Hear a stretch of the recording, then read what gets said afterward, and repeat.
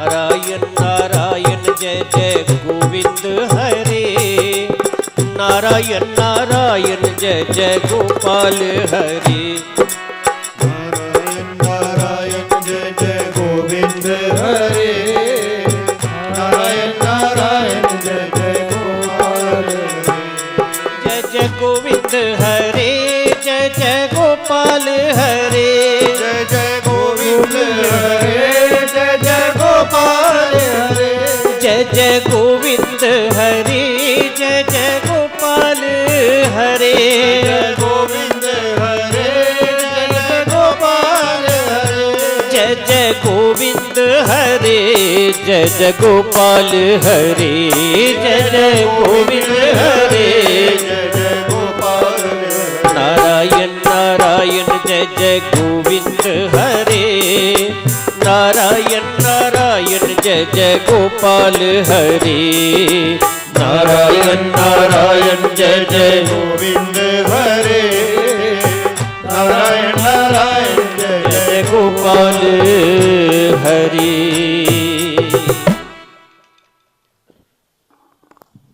भगवान नारायण दी नावी कमल दे विच ब्रह्मा जी दा प्रदुर्भाव हुआ।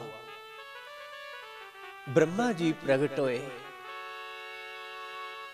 चौने मुखे कन्ने चारे पासे दिखन। फिर सोचदे ए जो कुछ मिगी लब्भा करदा है, इसकी बनाने वाला कौन है? इसकी बनाने वाला कौन है? इदी रचना करने वाला कौन है? आकाशवाणी हुई कि तप तप तप। ब्रह्मा जी तप करो। 3 बारी तप की आवाज आई। बिना तप कीते इस समझ विच नहीं आना। तुंदा घरा दा आउणा, इत्थे बौणा, एक कथा श्रवण करना, ये परम तप है तुहाड़ा। एकड़ा तप इन्हारा तप नहीं करते तो तुस एक कथा दा सत्संग दा लाभ प्राप्त नहीं करते। और ब्रह्मा जी ने कई बड़े तप किया। फिर मूलगी खोजिया तो भगवान नारायण मिले। और भगवान नारायण आख लगे, हे ब्रह्मदेव, आऊं आपू चाहना कि मैं जैसा है या। हे ब्रह्मदेव, मैं जितना हूं, जिन जिन भावों वाला, जिन जिन रूपों गुणों और कर्मों वाला हूं, उस मेरे समग्र रूप के तत्व का यथार्थ अनुभव तुम्हें मेरी कृपा से ज्यों का त्यों हो जाए। परमात्मा कैसा है? कईए दी नजरें विच आऊं बड़ा चंगा हो सकना, कईए दी नजरें च आऊं बड़ा भैड़ा हो सकना, कईए दी नजरें च आऊं सधारण हो ही सकना। पर जिसी आऊं चंगा माड़ा लभना है, क्या ठीक ठीक वो भी मिगी जानता है? मैं कैसा आ वो जब तक आऊं आपे नहीं दसन, इन्ने चिर तक पता नहीं लगना। इस चाली जो परमात्मा घट घट वासी है, सर्व निवासी है, साढ़े तुंदे अंतर बाहर विराजमान है। जब तक वो अपना ज्ञान सानू आपे नहीं देगा ते सानू ओदा पता लगना गै नहीं। ये जो सत्संग मिलना है बड़ी बड़ी ओदी कृपा है कि इन्हें जीवेंगे मेरा ज्ञान हो, मेरी पहचान हो। इस वास्ते भगवान अपना पता मैं कैसा आया, ये भगवान अपना अपने स्वरूप का बोध, अपने आपे का बोध सानू आपे करवाना चाहते हैं। ब्रह्मा जी की निमित्त बनाई है तो भगवान आखदे हे ब्रह्मदेव, अहमेव स्वयमेव अग्रे ना अन्यद जद सद असत परम पश्चात अहम जद एतत जो अविशिष्यते सो असम्मेहम। हे ब्रह्मदेव, ये जो संसार आपको दिखाई दे रहा है, इस संसार के सृष्टि के पहले मैं था, मैं ही विद्यमान था, मेरे सिवाय और कुछ भी नहीं था। और सृष्टि उत्पन्न होने के बाद जो कुछ भी जो कुछ भी ये संसार दिखता है वह संसार के रूप में मैं ही हूं। सत असत, सत मैंने चेतन अविनाशी, असत मैंने जड़ नाशवान। और इस सत असत से परे जो भी कल्पना की जा सकती है वो भी मैं ही हूं। और सृष्टि का नाश होने पर जो शेष रहता है वो भी मैं ही हूं। जियां भी पहला मैं तुसेंगी ये सुनाया हा कि जिस चाली अनेक बुलबुले ने, उन्हें अनेक बुलबुलें चा एक बुलबुला जो सचमुच सच की जानना चाहता है, मानो उसी वो सुना करता है कि ऐ बुलबुले, जदू तू और ये कोई बुलबुला नहीं, मैं पानी उस वेले भी ऐ हा।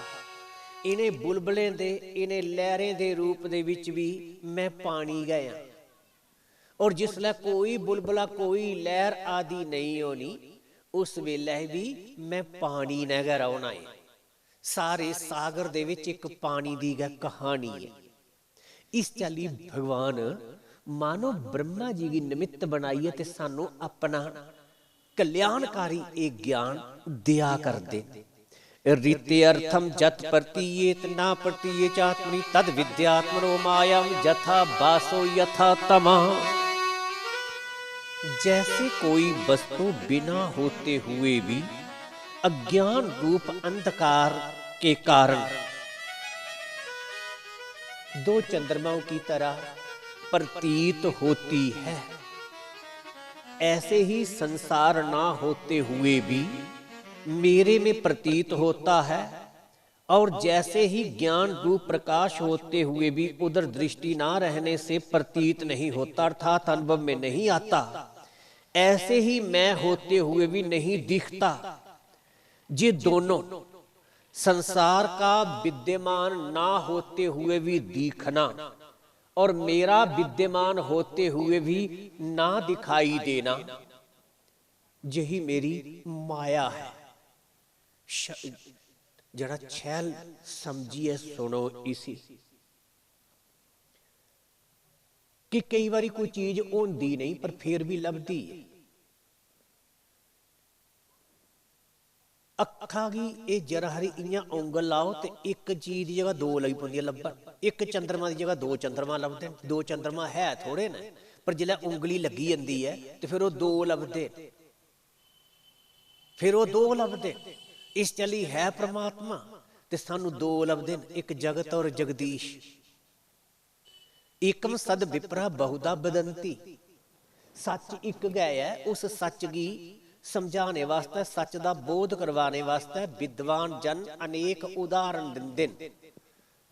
सारी दुनिया का एक है सच है, उसके नाम रूप अनेक ने, वो अनेकें विच भी एक है। ते ये दस्सिया कि जियां कोई चीज नहीं होंदी पर फिर भी लभदी है। की लभदी है? अज्ञान के कारण, घट रोशनी के कारण। रामचरितमानस विच गोस्वामी तुलसीदास जी ने उदाहरण दिता कि झूठो सत्ते जाही बिनु जाने, जिमी भुजंग बिनु रज्जू पहचाने। थोड़े नेरे च डींगी त्रेडी रस्सी पेदी होए ना ते मनुख एकदम डरी जाता कि सप है, क्योंकि असीं दिखिया उगलिया सप, पर वो रस्सी थोड़े जे नेरे च, जे ते बड़ा नेरा हुंदा तां ते रस्सी भी नहीं लभदी। सप दी के कल्पना करनी, रस्सी भी नहीं लभदी। पर थोड़ा थोड़ा नेरा ते लगा जा पूरी लो हुंदी ते तामी सप्पा दा वहम नहीं हुंदा, रस्सी लभी जांदी, पर पूरी रोशनी भी नहीं, पूरा नेरा भी नहीं। इस आखदे तिमर अंधकार। ते ओ टेढ़ी मेढ़ी रस्सी ते असें सोचा हाय सप है। अपने बेड़े च रस्सी पेदी हुए ते सप समझिए डरी गए, बड़ी दहशत हुंदी सप्पा दी। ते जां कुसा गी लगदा खरा ये ने पेशाब कीते दा ते ओ बचिए लंघी जंदा है। ਜਾਂ ਦਿਖਦਾ ਕਿ ਸਾਡੇ ਵਿਹੜੇ 'ਚ ਦਰੇੜਕ ਨਹੀਂ ਆਈ ਗਈ, ਇਹ ਦਰਾਰਕ ਨਹੀਂ ਆਈ ਗਈ, ਤੇ ਚਿੰਤਾ ਕਰਦਾ ਹੈ।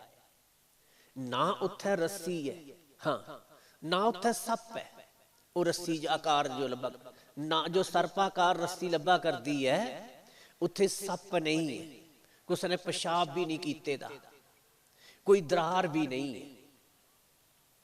ਪਰ ਜਿੰਨੇ ਚਿਰ ਤੱਕ ਲੋਕ ਕਰੀਏ ਦਿਖਿਆ ਨਹੀਂ, ਤੇ ਇੰਨੇ ਚਿਰ ਤੱਕ ਅਸੀਂ ਇਹ ਕਲਪਨਾ ਕਰਦੇ ਰਹੇ, ਡਰਦੇ ਰਹੇ, ਚਿੰਤਿਤ ਹੁੰਦੇ ਰਹੇ।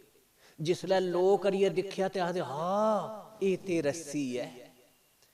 इस्सै चाली जो ये संसार हवा लगा करता है, जो शरीर की लई है ते जन्म मौत लगा करती है। जद गुरु ज्ञान विवेक रूपी रोशनी कने दिखिया ते पता लगा कि सर्वम खलविदम ब्रह्म, एक परमात्मा दे सिवाए, सच दे सिवाए और कुछ भी नहीं है।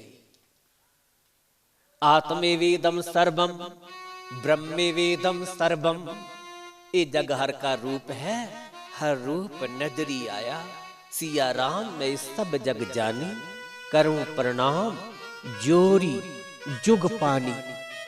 जथा महंति भूतानि भूतेषु उच्चवचेषणो प्रविष्टानि अप्रविष्टानि, तथा तेषु न तेष्वहम्।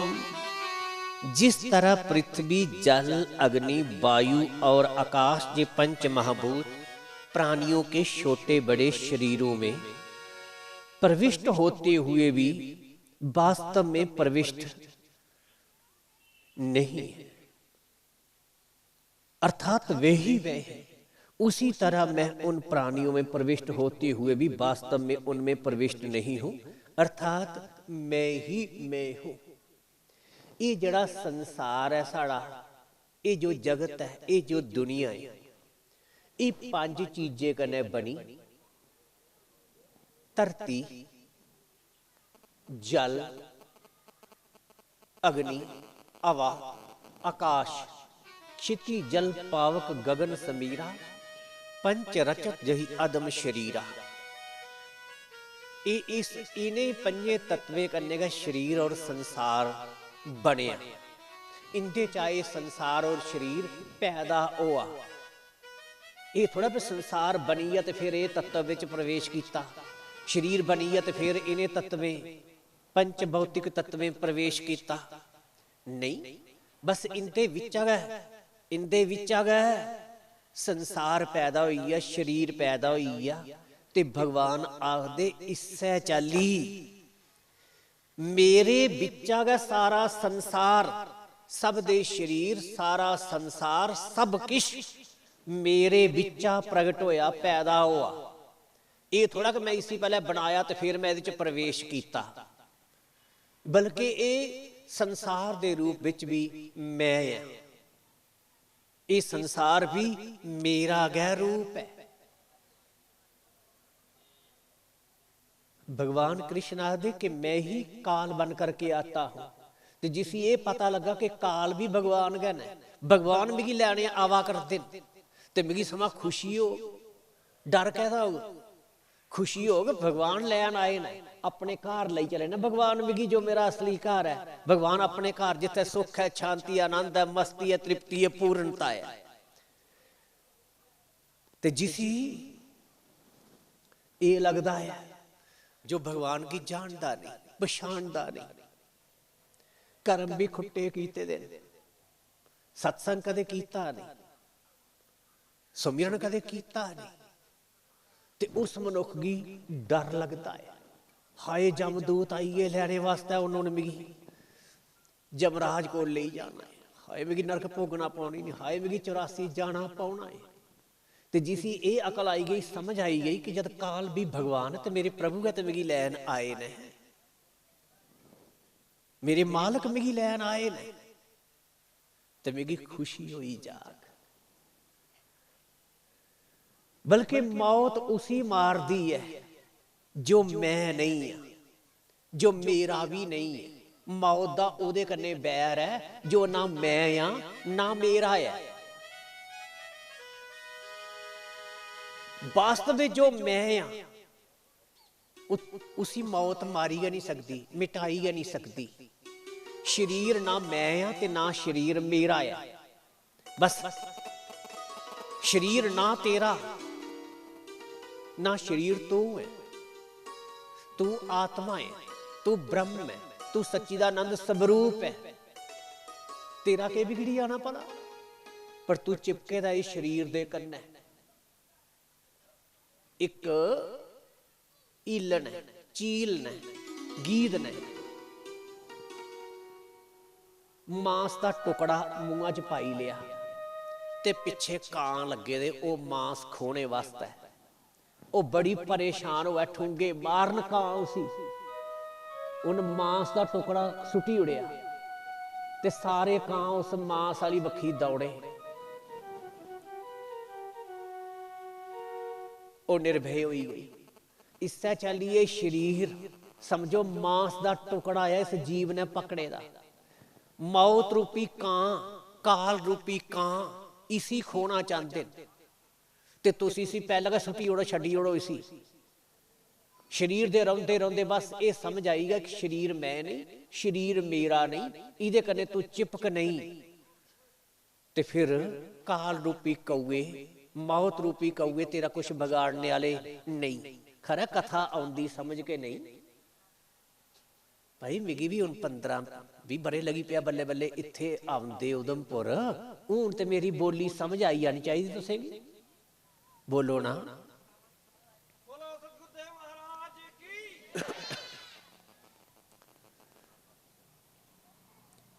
एतावदेव जिज्ञास्यं तत्व जिज्ञासुनात्मना अनव्याव्यतिरेकाभ्याम जत स्याद सर्वत्र सर्वदा। सचमुच जो जानने की इच्छा लिए आया, जो असलियत की अपने आप की समझना चाहता है। मुझ परमात्मा, भगवान नारायण कहते हैं, मुझ परमात्मा के तत्व को जानने की जिज्ञासा है जिसे, ऐसे साधक को अन्वय और व्यतिरेक के द्वारा, अर्थात जे ब्रह्म नहीं है, जे ब्रह्म नहीं है, इस प्रकार व्यतिरेक निषेध की पद्धति से, और जे ब्रह्म है, जे ब्रह्म है, इस अन्वय की पद्धति से यही सिद्ध होता है कि सर्वातीत एवं सर्वस्वरूप भगवान ही सर्वदा और सर्वत्र है। वही वास्तविक तत्व है। जो आत्मा और परमात्मा का तत्व जानना चाहते हैं, उन्हें केवल इतना ही जानने की आवश्यकता है। माने जेड़ा सच है, परमात्मा है, आत्मा की परमात्मा की जानने दा समझने दा तरीका दो उपाय, दो विधियां दसियां भगवान ने। एक दा नाम दसिया उन्हें व्यतिरेक, एक दा नाम दसिया अनवय। व्यतिरेक दा मतलब हुंदा कि हर चीज की नकार दे जाना। जेड़ी भी चीज दिखने चावे, सुनने चावे, सूंघने चावे, स्पर्श करने च आई जा, इस अंतःकरण दा विषय होई जा, उसी नाशवान समझना कि जे ब्रह्म नहीं है। नैति, नैति वेद च भी आख्या नैति, नाइति, जे नहीं है, जे नहीं है, सत्य जे नहीं है, परमात्मा जे नहीं है, जे नहीं है, सबकी निकार देगे। ते जेड़ा बचिया नकारने वाला, दिखने वाला, साक्षी सच ओ है। एक तरीका यह है कि सबकी निकार दे जाओ कि जो दिसे सो सकल विनाशी, जो बादल की छाई, गो गोचर जहां लग मन जाई, सो सब माया जानो भाई। एक तरीका ये है। और दूसरा तरीका है अनवे।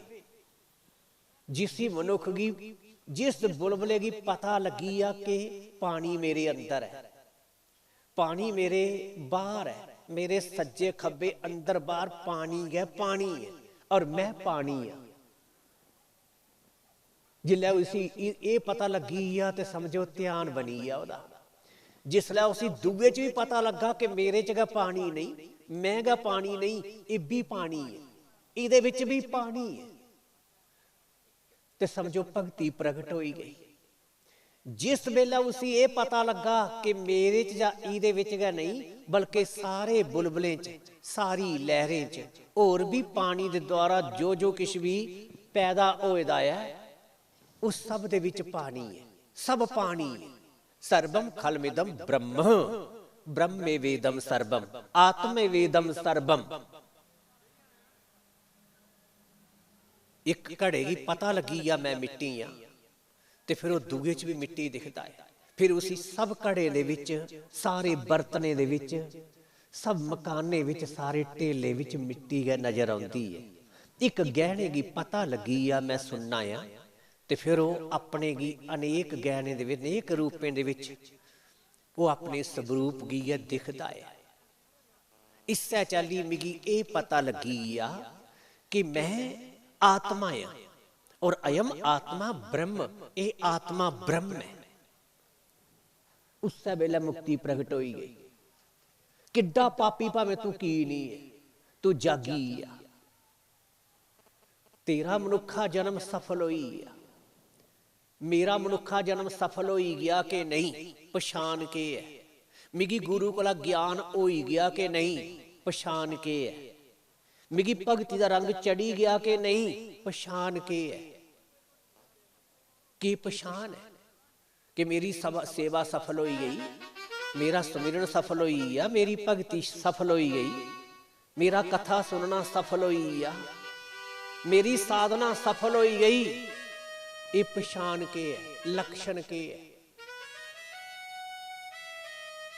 कल आऊं दसन इहदे बारे च कि तुंदी साधना सफल होई गई कि नहीं, सेवा सफल होई गई कि नहीं, तुंदा कथा सुनना सफल होई गया कि नहीं, तुंदा मनुखा जीवन सफल होई गया सार्थक होई गया है कि नहीं। आऊं कल तुसेंगी ओदे लक्षण दसन। बोलिए सच्चिदानंद भगवान की। ये जिके 4 श्लोक है मूल इह कथा सुनने वाली ही समझने वाली ही। पहले श्लोक विच ब्रह्म तत्व, दूसरे विच जगत तत्व, तीसरे विच माया तत्व और चौथे श्लोक दे विच आत्म तत्व। इह अमर कथा है। इह शिव जी महाराज कोला एक तोते ने सुनी लई। साढ़े अमरनाथ मां साड़ी कोला ते पार्वती कोला सलोई एक जिला ये कथा सुनाइए बड़ी रुखी कथा है। ये सब दी समझ नहीं आती। थोड़े में ही कहूं बुझाही सुनो तात मन मति चित लाई। साड़ी मां पार्वती तक सही गई ये कथा सुनते सुनते और तोता कथा सुनी। पर शिवजी महाराज ने जिसला दिखया कि तोता हुंकार भरा करदा ते पार्वती कोला सलोई आ, इस तोते ने अमर कथा सुनी लई। इह अमर कथा ही अजर अमर अविनाशी आत्मा परमात्मा दी एक कथा जिस कने सानू अजर अमर अपनी आत्मा परमात्मा दा बोध हुंदा है। ये सच्ची कथा अमर कथा। अमर कथा शंभू कही सुन कर जे सब भेद, तोता है सोई उड़ गयो भयो आप शुकदेव। ओ तोता गा जड़ा एक शुक हा ओ भी बद्री नारायण जी है। महर्षि वेद व्यास जी की धर्म पत्नी के द्वारा फेरो एक शुकदेव बनी गए। एक शुक भी शुकदेव बनाने की समर्था इस कथा च। 12 साल ते मां दे गर्भ च रहे। पिता जी श्लोक बोलते अंतरा जवाब दिता। एक दिन मां आखदी है कि मेरे को गर्भ का भार नहीं चलाउंदा। 12 बारी हुई है। वेद व्यास जी आख लगे कि भाई गर्भस्थ शिशु बाहर आ। आख लगे मेरी संसार की माया व्यापी जा। वेद व्यास जी आख लगे तेरे उपर माया का प्रभाव नहीं पाओगा, इस वास्ते तो बाहर आई जा। जियां गए सुखदेव जी बाहर आए ते बाण वाली बखी दौड़ी पे। जम प्रजवंतमनुपेतमपेत कृत्यम द्वीपायनो बिरहाकार आजुहा पुत्रेति तन्मयतया तरभो बनेन्दु संसरभूत हृदयम मुनिमान तो समी। बाणां दी बक्खी दौड़ी पे, पिता जी पिछे पिछे। पुत्रा मेरी गल ते सुन, किश देवियां एक बाई पर स्नान करा करदियां हां निर्वस्तर। मुनि सुखदेव जी उनके कोल लंघी गए, उन्हें देवियां पर्दा नहीं किया। व्यास जी आए तो पर्दा कर लिया सारे। आखल गए ए धीओ ए देवियो, मेरा जवान पुत्र लंघी आ, तुसे कोई पर्दा नहीं किया। आओ बुढ़ा अखी भी घट लभदा ते मेरे कोल पर्दा किया। आख लगियां हे गुरुदेव, तुमदी पवित्र दृष्टि है, तुमदे अंदर कोई विकार नहीं है, पर फिर भी तुसें गी ये भेद है कि ये नर है और नारी है। पर तुंदा जो नौजवान बच्चा मुनि सुखदेव जो लंघी है साढ़े कोला, सानू लगदा कि उसी ते ये भी ज्ञान नहीं कौन नर है ते कौन नारी है। जिस दे अंदर नर नारी दा भेद गै नहीं, फिर उस कोला से पर्दा भी कीता नहीं। ऐसी पवित्र दृष्टि ही मुनि सुखदेव जी दी। बोलिए सुखदेव जी महाराज की। दरख्तें वाली बखी दा मानो आवाज आई, दरख्तें वाली बखी दा आवाज आई कि व्यास जी साढ़े उपर अनगिनत फल पाउंदे, एक भी अपने कोल अस रखदे नहीं। तुसें गी भगवान ने एक फल दिता है, जनहित वास्ते जा करदा है, जान दिओ।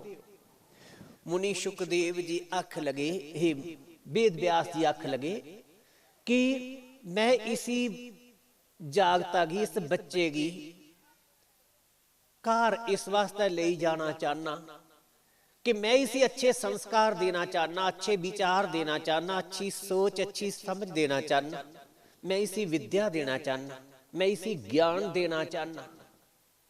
नारद मुनि आख लगे एक तरीका है ही जे इन्हें घर आना दे। अपने शिष्य की आखो कि भागवत के श्लोकें का उच्चारण करन। चौने पास है महर्षि वेद व्यास जी ने अपने शिष्य सूत जी, जैमिनी, पैल, वैशंपायन आदि शिष्यों की आख्या कि भागवत के श्लोकें का उच्चारण करो।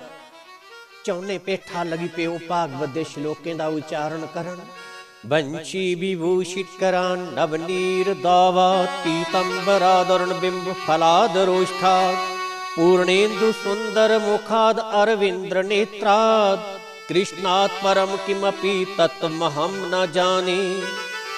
बर्हापीडम नटवर बपो कर्ण्यो कर्णिकारं बिभ्रदवासा कनक कपिशं वैजयन्तीं च मालां रंध्रान् वेणुरदर सुदया पूरयन् गोपवृन्दैर् वृन्दारण्यं स्वपदरमणं प्राविशद गीत कीर्ति। सच्चिदानंद रूपाय विश्वोत्पत्त्यादि हेतवे तापत्रय विनाशाय श्री कृष्णाय वयं नुमः। अहो बकीं जं स्तनकालकूटं जिज्ञास्या पाय यद्यपि साध्वी लेभे गतिं दात्र्युचितं तत्त्वन्यं कं वा दयालुं शरणं व्रजेयम्। ये 4 श्लोक सुनाए। चुप होई गए। मुनि सुखदेव जी उनके कोल आए कि हे ऋषियों ये श्लोक और सुनाओ।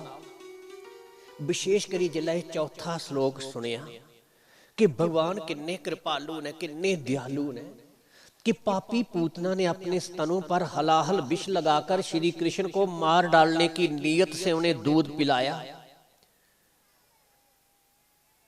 उसको भी भगवान ने वह परम गति दी जो माताओं को मिलनी चाहिए। उस भगवान श्री कृष्ण के अतिरिक्त और कौन दयालु है जिसकी शरण ग्रहण करे।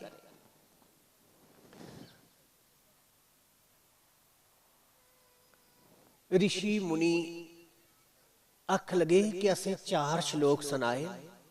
ऐसे 18,000 श्लोक तेरे पिता श्री जी दे कोल ने, जे सुनने ते तां घर चलो।